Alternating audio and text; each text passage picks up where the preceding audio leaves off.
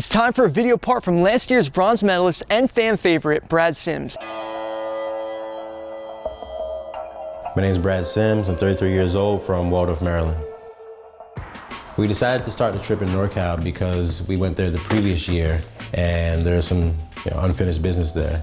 We were off to a really good start. We got about 4 or 5 really rad clips. I showed Brad this crazy spot in my hometown and he was really hyped on it. Then I rolled down, I jumped the gap, but I overshot it. Front wheel hit the flat, threw me over the bars, and I landed with my right arm extended. Just took the worst slam of my career. He got up pretty quick because Brad's a beast, but we knew something was wrong. Stage 1 AC joint separation, it just requires time off the bike. When I went back to start filming again, I had to rethink my riding. I was so used to just going out and doing everything and not being afraid to try the next big trick. But this time around, the 3-month gap, that took away some of my confidence. And I had to rebuild that up. And that's the last thing I wanted, to re-injure myself and put me out of the contest. Real BMX to me is a bit of an emotional roller coaster. 1 minute, you're high, you're on cloud 9 because you did the craziest trick of your life. The next minute, you're either injured or you might be in a dry spot and you haven't filmed anything in 2 to 3 weeks. It's unstable. Yeah. I didn't necessarily have the most stable environment growing up, but BMX gave me an opportunity because I didn't have the upbringing that provoked that kind of thought to where, hey, you can go ride a bike and potentially travel around the world. I would say it saved my life, and it took me down a different road because the road that I was headed in was not anything good. It's something that people always talk about. One of my goals is to see the world. And now that I have seen a large portion of it, it has enriched my life. I like going places that challenges my senses. It's similar to BMX. If I fall down, if I get hurt, there's an obstacle to overcome. You either fight the battle or you give up. It's as simple as that. It teaches you to move forward. So I think the big part of it is resilience, learning to be resilient.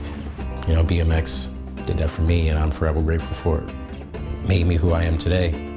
I wouldn't change it for the world. I'm Brad Sims and this is my Real BMX video part.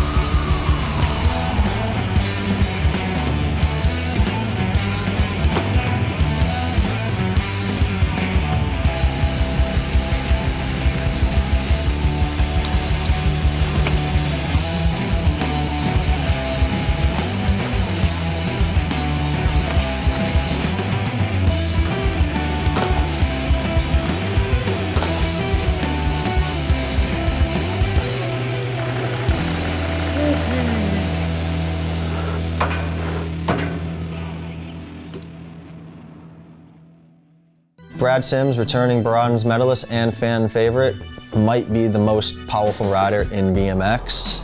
He can grind really high stuff, has incredible pop, and is just kind of a beast.